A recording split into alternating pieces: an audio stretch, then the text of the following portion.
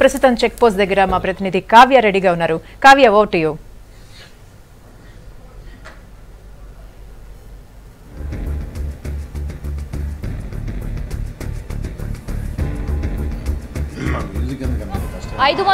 రూపాయల నోట్లు రద్దు చేస్తూ తీసుకున్న నిర్ణయం నల్ల కుబేరులను ముచ్చమటలు పట్టిస్తే మధ్యతరగతి సామాన్య ప్రజలకు షాక్కి గురై చేస్తున్నట్లే చెప్పొచ్చు.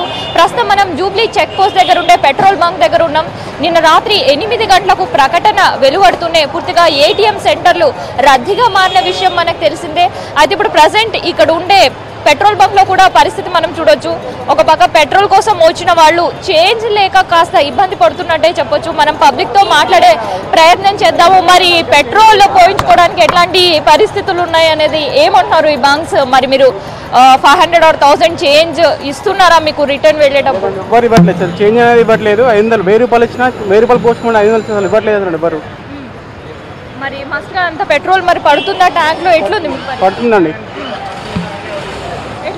All of sudden ఇది చేంజ్ ఎలా అనిపిస్తుంది? It's a good thing, but 500 1000 అంటే చేంజ్ ఎక్కడ దొరకట్లేదు. 100s కూడా మ్యాక్సిమం పెట్రోల్ కొట్టించుకోవాలంటే 500 మినిమం.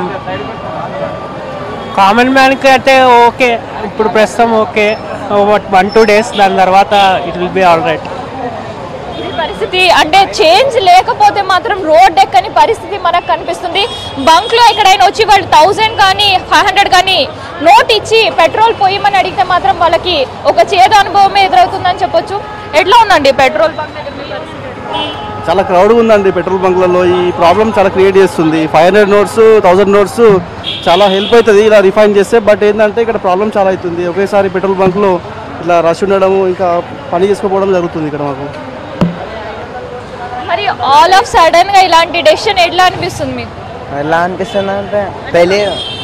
అరే తెలియదు, పెట్రోల్ చేంజ్ ఇస్తున్నారా మీకు? నేను చేంజ్ తీసుకొని వచ్చిన అట్లా నడుస్తున్నాను.